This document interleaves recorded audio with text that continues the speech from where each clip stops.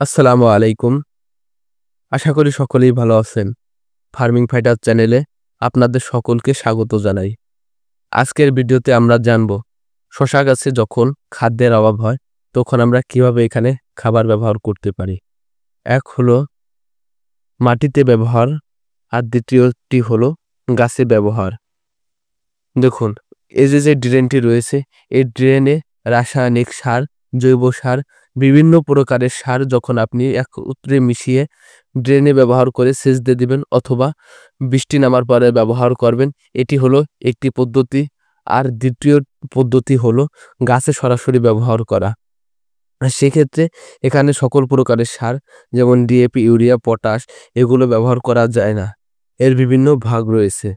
তো এখানে আপনাকে ব্যবহার করতে হবে আমেরিকান এনপিকেএস।